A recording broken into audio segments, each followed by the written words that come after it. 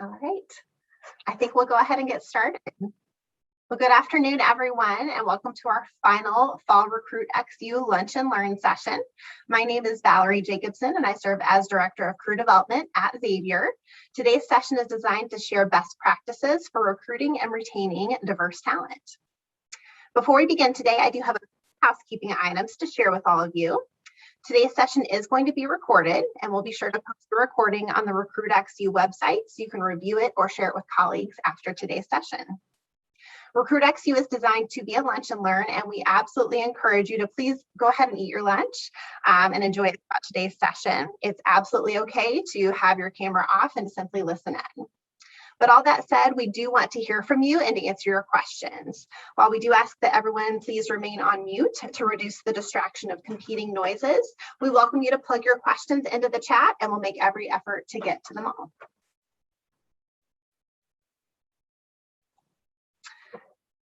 We are thrilled to have Omari Aarons as our guest presenter today, sharing how a workplace that values and supports diversity, equity, inclusion, and allyship impacts an organization's ability to attract and retain diverse talent.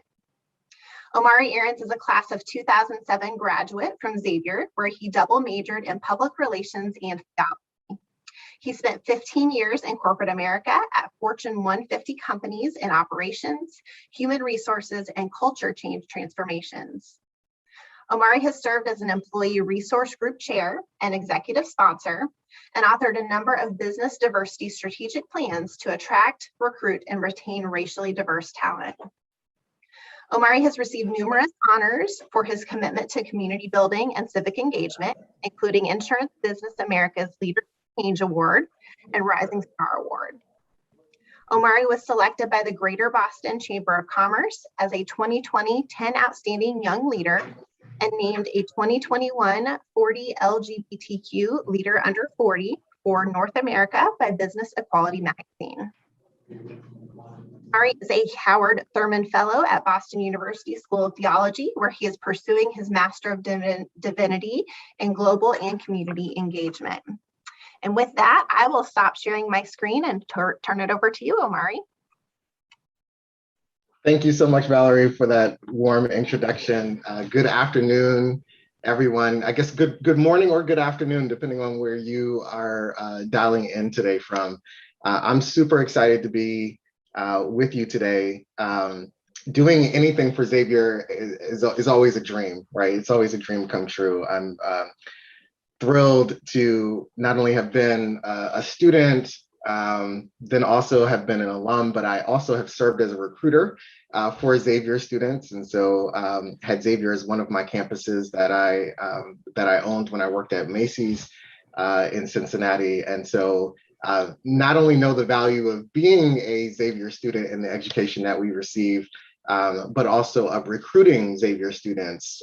So I salute you all for the work that you're doing, and thank you so much as a very proud alum that you continue to make an investment in Xavier and in our student body.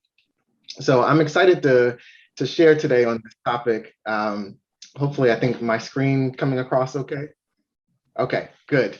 I started the Aarons group 2 years ago now, really thinking about the work that I had done inside of different organizations and really answering the same question that we're after today, right? Like, how do we create the environment inside where it's open, it's collaborative, where it feels safe for people to be their best selves and to be able to do their best work.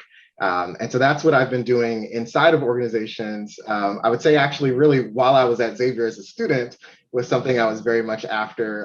And then that has carried forward with me in my professional career over the last 15 years of being in corporate America, mostly in the human resources space as well. So here's what I thought we would do today. And I am curious as to, what do you want to get out of today's session? And so I would invite you as we go, if you have a burning question, please drop it in the chat. If you have questions about anything that's on the slide, we certainly will make sure that there's time and space for us to address them, because that to me is more critically important than any of even my prepared content. I always start off talking about the business case for diversity and inclusion, even though it's a little eye rolling for all of us at this point in time. But really want to get into how do you assess your employee value proposition, and then how can you specifically in your role in recruiting connected into the talent organization really help to build a culture of inclusion within your organization. So we'll start here. 2020, just the year of I Can't Breathe. And for a number of reasons, right? Certainly the COVID-19 pandemic, certainly the anti-Asian sentiment that really rose up more strongly, that led to violence immediately after COVID. Certainly from a racial justice, police reform, criminal justice reform standpoint, Ahmaud Arbery, Breonna Taylor, George Floyd, and people that came after Jacob Blake, Rayshard Brooks. And all of this on the backdrop of other social movements that were happening around justice, particularly Me Too, and kind of a call out culture, the tense political climate as well of the presidential election. I know many of us have tried to kind of forget all of that and be able to move forward. But important for us to just think about the landscape, right? Because it's all of those factors that really drove us to a moment where for the first time, there was public demand and internal demand, right? Employees like ourselves saying to our companies, we have to go farther, we have to move faster than we're currently moving.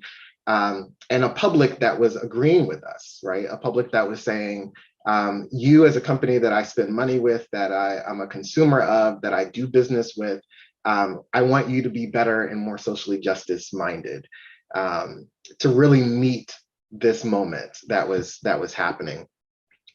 And so, part of this business case for this change, it's not something that just appeared in 2020. It's something we've been talking about for quite a while, right? We look at the statistics on racial diversity in corporate America, and here's some statistics about African Americans leading Fortune 500 companies, right?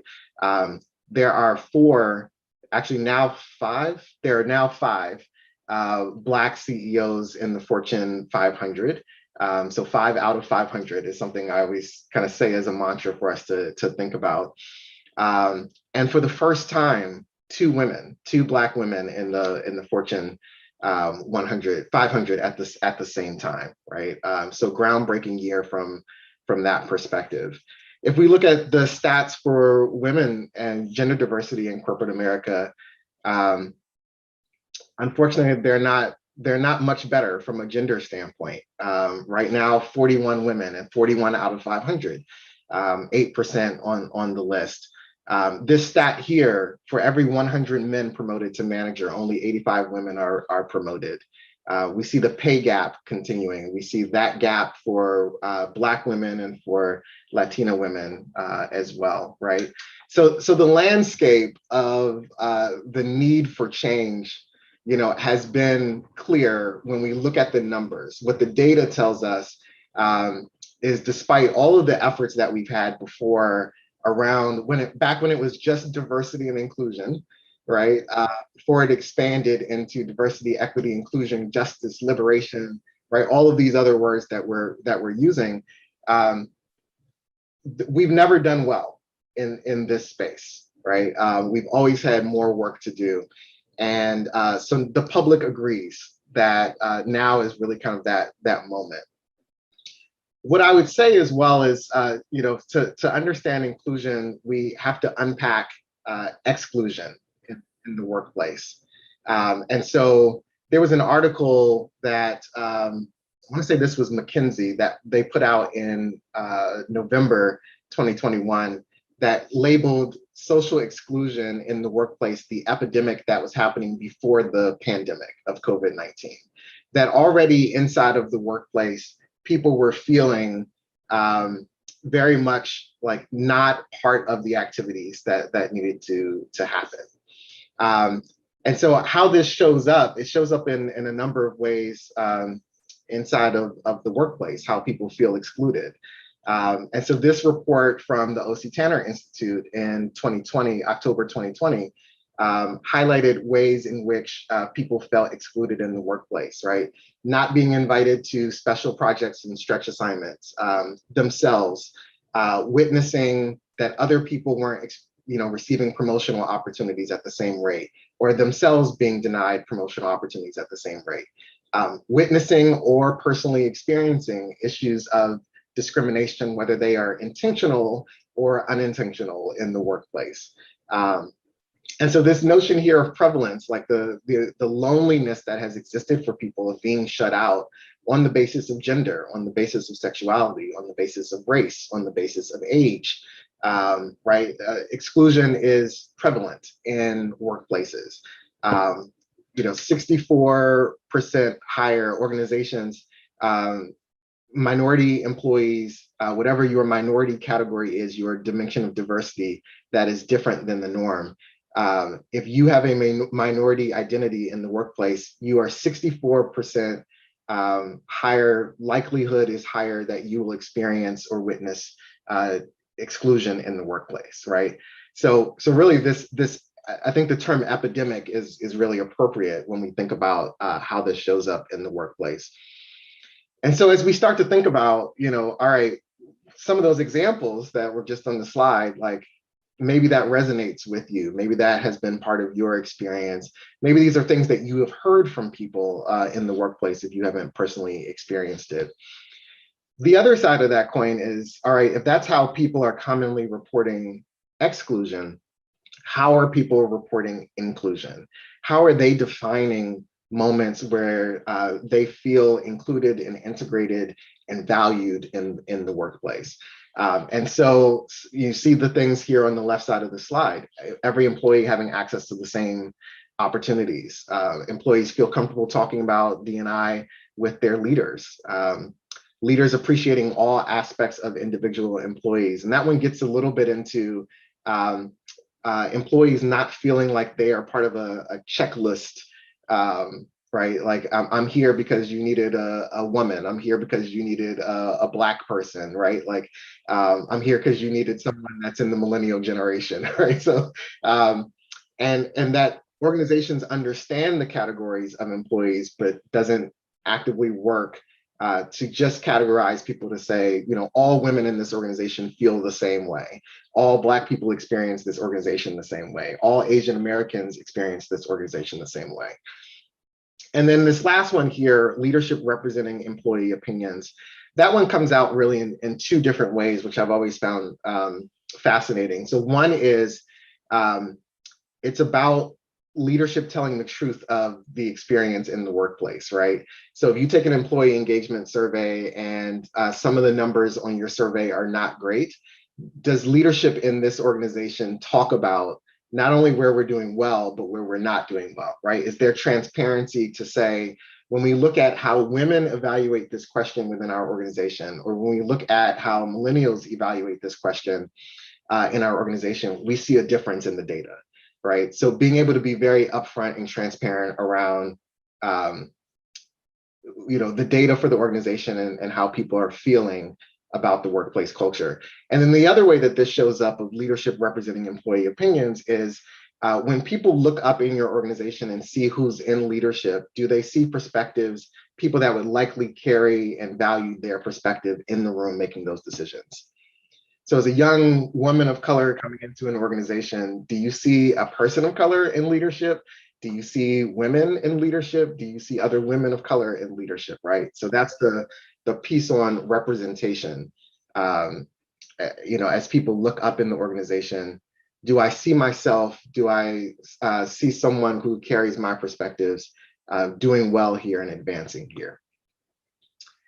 So, open question for all of us here, and I'd invite you to, put your answers in the chat here.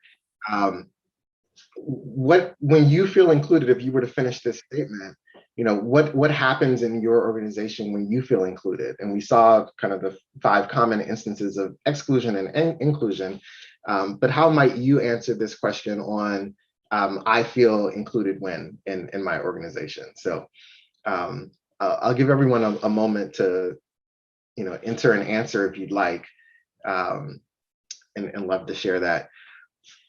There's what I always find interesting about this question is the broad range of answers that we'll get that generally, will highlight different themes around being heard and around being valued. Thank you. I see some people private messaging, and then I see people putting it in the chat. Yeah. Asking about who you are as a person, getting invited to the conversation, being asked for your feedback, right?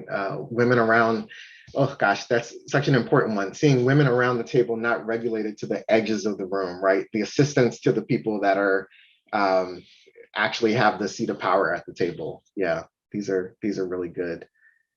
Thank you all for inputting your answers. Yeah, Johnny Taylor, who heads the Society for Human Resource Management, talks about diversity and inclusion initiatives only reinforcing that people are different and not reinforcing that there are things that we all want that are universal, and that they might actually show up differently for people, right?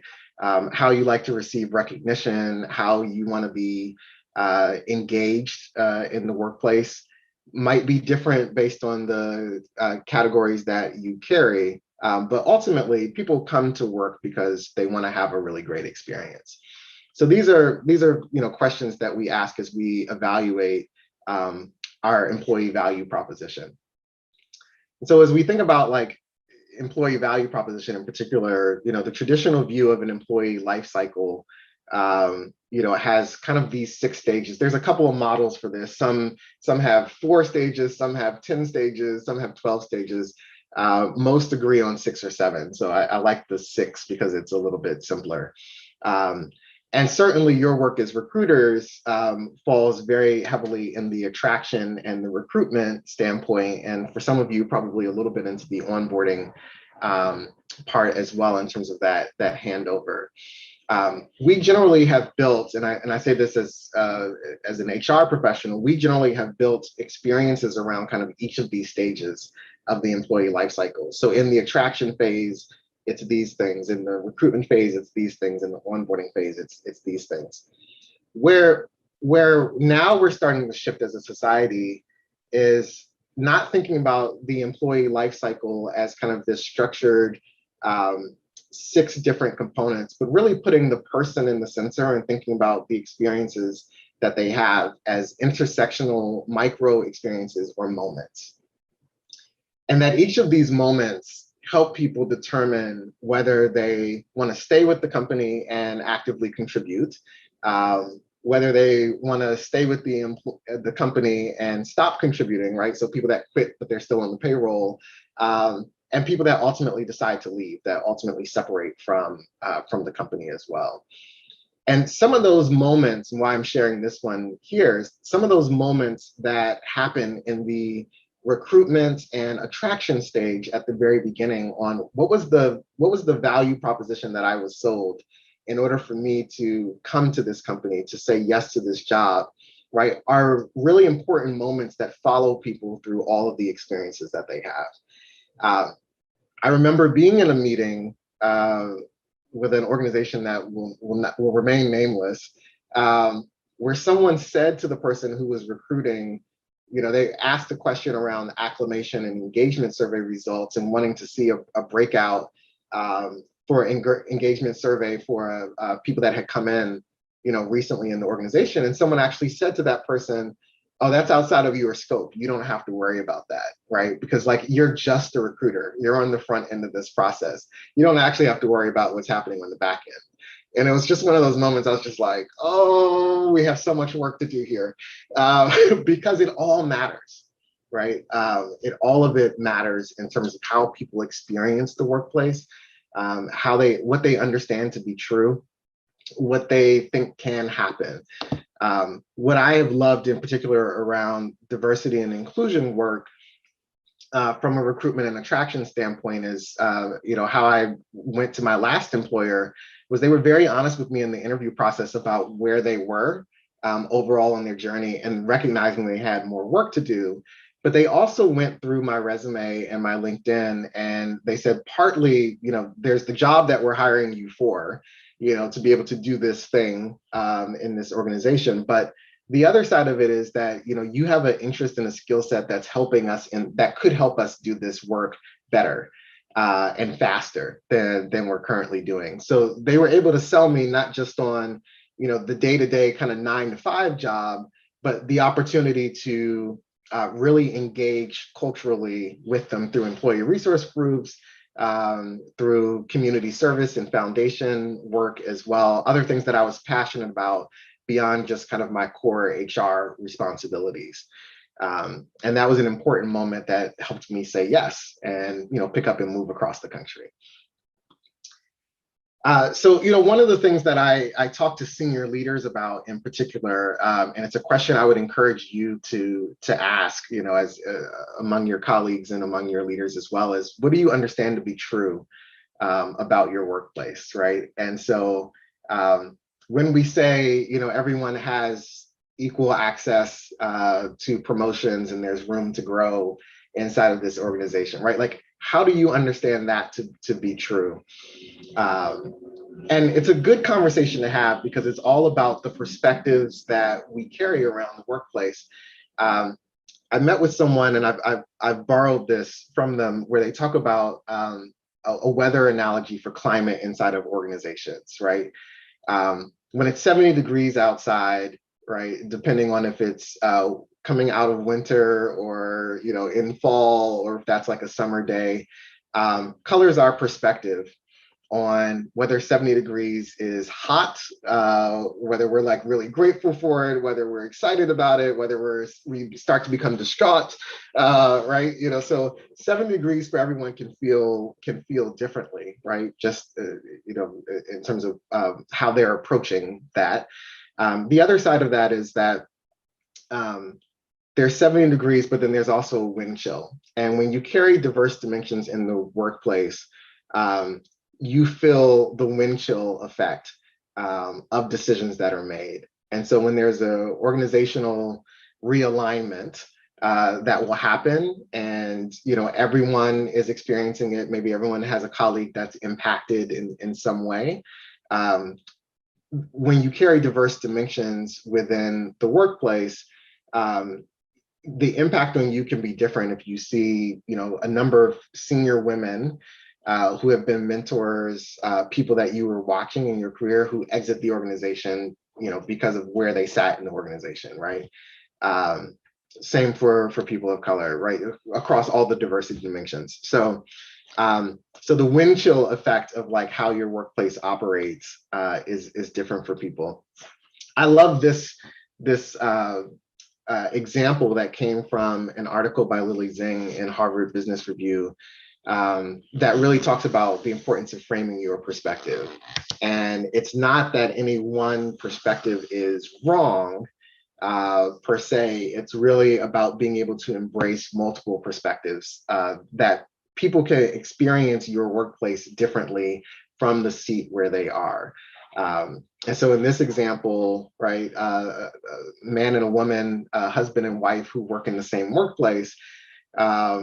And so, what Lily Zing does in this particular example is she helps the husband reframe that his perspective is about how the workplace works for men, where his wife's perspective is about how the workplace works for women. And they're both true and real perspectives. And so then it becomes, as leaders, like, how do we reconcile these differentiated perspectives on our employee value proposition? So how do we understand what people know to be true about the workplace, right? That we are sharing together. And so I just want to share kind of 3 examples that we'll deep dive into around assessment: inclusive leadership and accountability among managers, equality and fairness of career opportunities, openness and freedom from bias and discrimination. So in the inclusive leadership piece, some ways that this gets demonstrated in workplaces: having a senior leader who has diversity, equity, inclusion responsibility, right? Like a named senior officer who has a seat at the table among the C-suite, might report directly to the CEO or president, might report to the chief HR officer, but someone who has influence across the entire organization. Secondly, that training for managers, whether that's on microaggressions, micro-invalidations, bias, conscious and unconscious, discrimination in the workplace continues to happen. And so it's an ongoing thing. It's not for most of us, I think as we start new roles, there's an unconscious bias training that is generally part of employee onboarding. And for some people, that might be the only kind of diversity, equity, inclusion training that they get, no matter how long they've been with the organization. And we all know that the terminology around how we define ourselves as human beings, how we understand who we are, continues to evolve and to change. And that means our training around all of it, what was true yesterday might not be true today. So that's the business case for the ongoing training. And then transparent, measurable progress against hiring and promotion goals. So really saying, here is what we're after as an organization, and getting buy-in from the organization itself on really achieving it, right? You have people inside of your workforce who can help you do this. The second part here, equality and fairness of opportunity. So one is ensuring, has your organization already done the data analysis on hiring and promotions and compensation? Is there a wealth gap, a pay gap that exists between women and men inside of your organization? Is there a pay gap that exists among, racial categories inside of your organization, right? So, do we even know where the problems are, if that exists inside of the organization? Have we done that work? Is an important part of that. Secondly is engaging, again, employees in solving the problems, right? When you talk to people inside of organizations, as you all know, people will tell you what they think if you ask them, right? So, and oftentimes what I've learned is that people have actually given some thoughts to solutions. Their solution could be viable or not based on where they sit. They might not see everything. But oftentimes their solutions are ones, it might be 10% of the solution or 30% of the final solution. So being able to crowdsource that. And then really walking through hiring, performance, compensation, promotion processes inside of the organization. Are people being promoted at the same rates in this effort to be meritocracies? How is that actually playing out, or is that reinforcing white supremacy or patriarchal notions that exist inside of our workplaces? And then the last one here, as we just think about how do we assess employee value proposition in our workplaces, is this freedom from bias and discrimination. And so, I think what's become a non-starter in the public sphere and inside of organizations is zero tolerance for bullying and harassment of any kind, right? Any sort of uncomfortable situations that exist that just cross a line where it's gone too far. Organizations just have to have a zero tolerance policy around that. Secondly, the creation of safe spaces for employees to report bad behavior. So when something happens inside of the organization, can you go tell someone? And what will that person do? What does that investigation around that thing look like? One of the things that we saw in the HR world, and I know Xavier's apolitical, so after the previous presidential election, not Biden's, but Trump's, we saw a rise across the board in HR of incidents of discrimination being reported in the workplace. Really sexist comments, racist comments made in meetings. What we also saw was employees themselves who had experienced these things had lost confidence in organizations in terms of the reporting metric, right? So someone throws a racial slur around in a meeting, and as the person of color in the room, I don't know that I should even report it to HR because nothing may be done. But how we learned about these incidences was that other people in the room, so it wasn't targeted to me because it was a comment around women, but as the man in the room, I heard it, I was present for it, and I actually went to report it to back up my woman colleague, right? And so that was how people were learning of these incidences in the workplace. because they were so egregious, people weren't reporting them themselves, but other people said, if so-and-so comes forward and says that this happened, like, I have to tell you it happened because I was there, I was in the room. And so this one it's a really important one, that is a litmus test of your company's culture on, what happens when I've had a bad experience and how is that handled here, right? And lastly, you see here, employee-led efforts to sustain a culture of belonging. Letting people have a really strong part in the culture that exists. I'm fond of saying the best definition of culture that I think I ever heard was that all culture is allowable behaviors. And so it's the people in your organization, that really make up the culture of your organization. So how do you continue to promote the good things and the good behaviors that people have to define culture, and have zero tolerance for the bad things of who you don't want to be? This quote from McKinsey and Company, right, talks about rewriting some of the rules around recruiting. And I think this is really the conversation I want to have with you all today is, as people who have recruiting responsibility, as we go back to thinking about, moving from that very siloed employee life cycle to putting the person in the center and all the moments being interconnected, is that you're the people who really own this inside of organizations, on where we're looking for people, news sources, going deeper within the colleges and universities and community organizations. What are the rules around kind of the pre-hiring events, around questions that are asked in the interview process, right? Some of these are rules that are ancient and that haven't been questioned for 25, 30 years, right? Maybe even 10 years at this point. No one's looked at it and changed it, right? And so as you look at it, through your lens, what are the new things that need to happen? What are the changes that need to be made? And I would say, two things before we move to open question and answer. And I'm curious about what questions you have, and looking forward to us engaging in that conversation.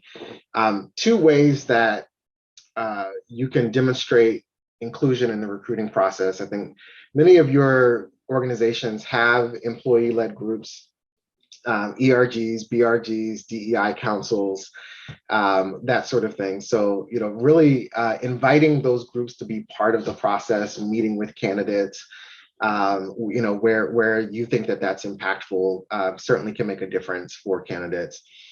Many organizations also have some sort of ambassador network as well. And that can be for, when people are coming for visits as well into the office. That could also be people you could connect them with. It's people that you might hold up as really good examples of culture, who can talk about honestly and transparently about their experience, what's working well and what needs to be improved. And then the third piece, in the demonstrating inclusion in the recruitment process is around mentorship, right? This mentorship has been around as a buzzword for a while, and now we're starting to talk about sponsorship more, which I appreciate.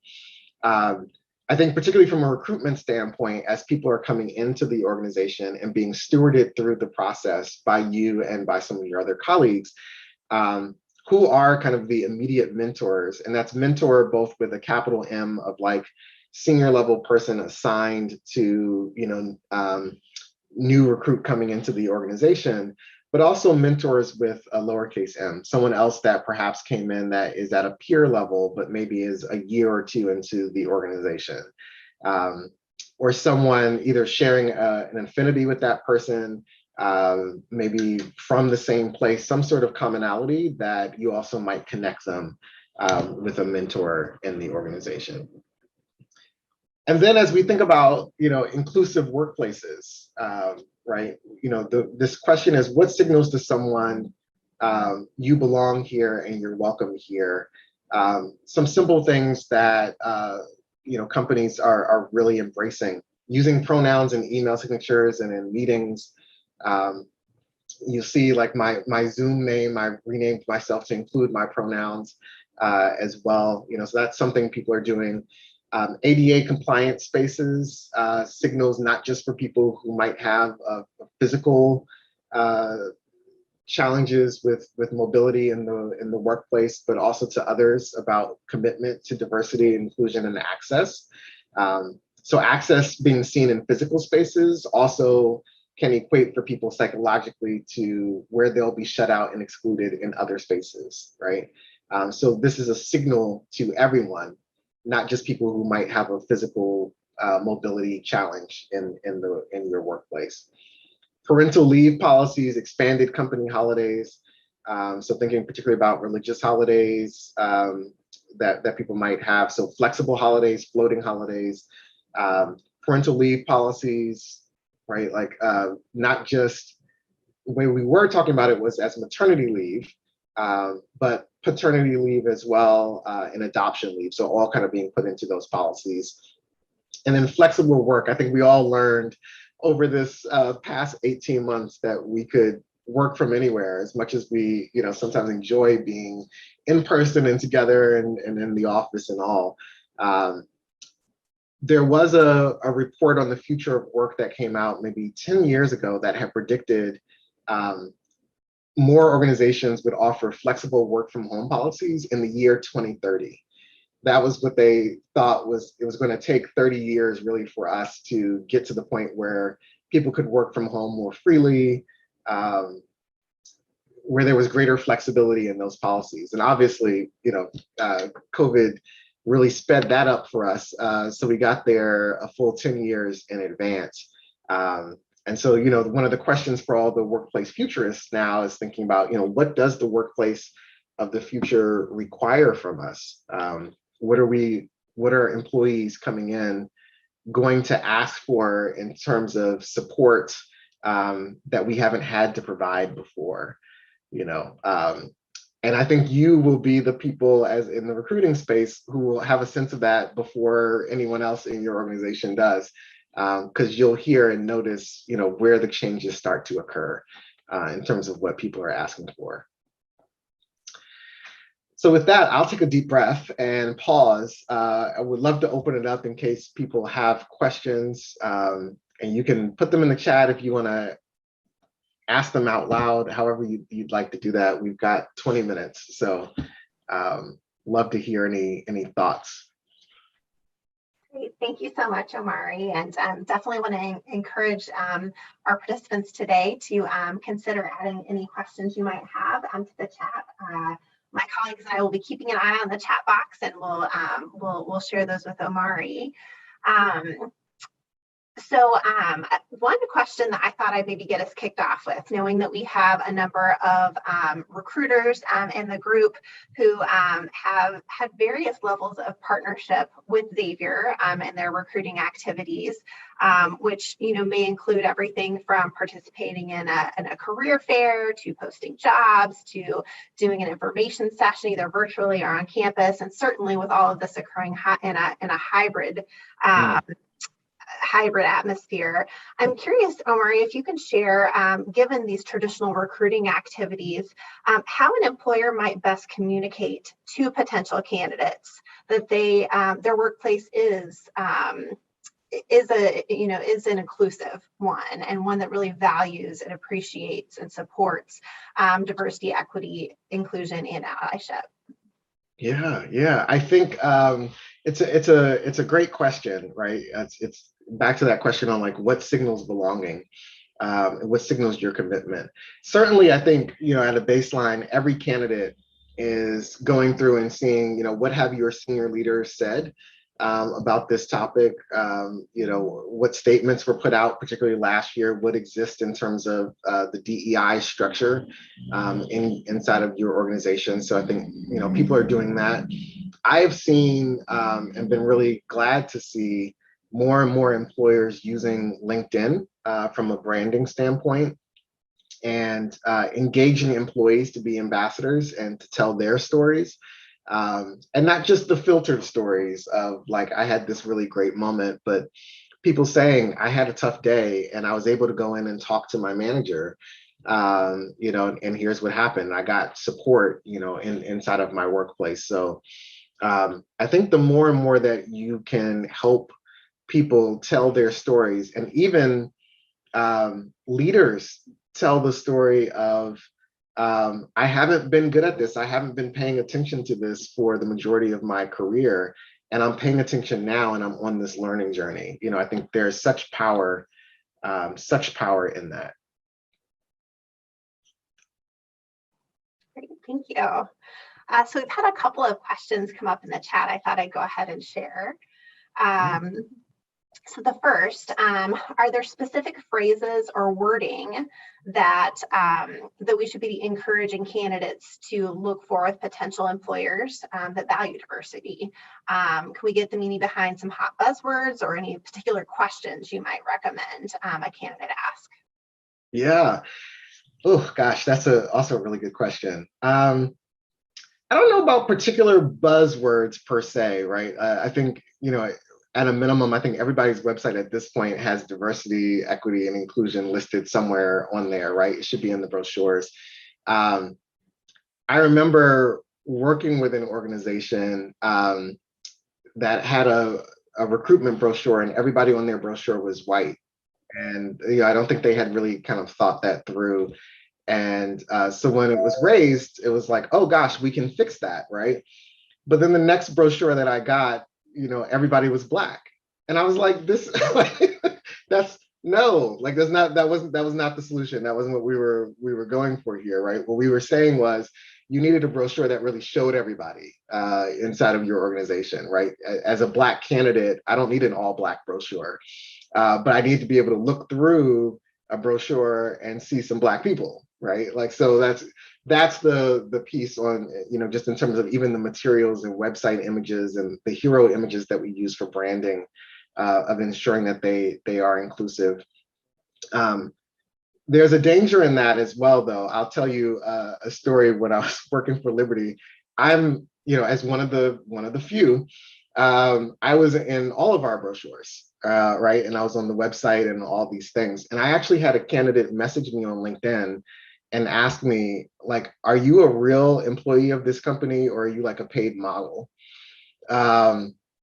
And one, I really liked that because I was like, oh, you think I could be a model? Yay, okay. But then the other side of that was like, gosh, you know, it looked like for this person and all the materials they had received, like I was the only person of color that they had seen in any of the brochures, right? On any of the websites and the links that they had received as well. So, you know, then they were like, you're telling this story, but you only have one guy, right? So that's the other side of around the representation, is like ensuring there's multiple people there to help tell that story. Thanks, Omari. We had a question from Emma. Do you have any tips to expand and diversify LinkedIn and recruiting networks? Oh, yes. Yeah. Well, you know, I think organizations, so I'm very fortunate. I am president of the Boston chapter for the National African American Insurance Association. And so, which was started 25 years ago, right up the street in Columbus, Ohio, and now has grown into a 1,200 member organization. I think we've got 19 chapters with 3 or 4 more in development. National Black MBA Association, Association of Latino Professionals for America, the Ascend Conference, right? Like, I think all of these venues are places where you'll meet people. And if you find the movers and shakers kind of in each of those areas, you can see their networks. You can search hashtag diversity, equity, inclusion, hashtag diversity and inclusion on LinkedIn. You'll see people who are constantly posting about it, either because it is their work or their experiences. So you can tap into voices in that way and see what people are talking about to stay very present in the conversation as it continues to evolve. You know, and so thinking about the industry in which you work, right? Your current company, other organizations who are, you know, big people that are talking about culture and climate, particularly from a diversity, equity, inclusion standpoint. Johnny Taylor, president of the Society for Human Resource Management, is certainly one. Brene Brown is doing a lot of work around courage in the workplace as well, shows up. Ariana Huffington has has some resources. There's the Lean In Circle and the Adam Grant. So, lots of resources out there with following kind of the major influencers, excuse me, John Hope Bryant, right? So there's a lot of people you can follow. And I think about your local network, who's following who do you see in your feed, connect with those people, follow them, and that'll help broaden the perspective. Thanks. We have a couple more questions. Want to encourage everyone, if you have any other questions in mind, to go ahead and plug those into the chat. So going into the next one, and this one actually kind of comes from a colleague here at Xavier, but just, as we're kind of thinking about the way in which we can best prepare candidates, but I think the flip of that is it's some good insight for our employers present too. But just curious if you could share what the skills, attitudes, and what it looks like to be a candidate who fully embraces inclusivity. How can a candidate communicate that to a potential employer, and what should employers be looking for in that candidate? Yeah. I think, and what I love about my Xavier experience is that there are so many opportunities to really expand your perspective outside of yourself. Right. And so you're looking for students who have done that, right? You see leadership in clubs and organizations on campus, the opportunity to do campaign work for an issue or for a candidate in the city. There's something really amazing about that. So there's opportunities that certainly Xavier students have access to that can really show their commitment to think beyond themselves. It's great for you to have candidates that have a 3.0 and above, or 3.5 and above, depending on, kind of your recruiting range, who've done really well in the classroom. I would encourage everyone, though, to look for candidates who not only have the academic success, but have really shown up and taken advantage of the opportunity to be a student leader on campus, right? Xavier has, when I was at Xavier, over 100 clubs and organizations. When I was in student government, and what I continue to see on Instagram is they are growing. So I don't know how many clubs and organizations there are now, but there's a lot of opportunities for people to lead.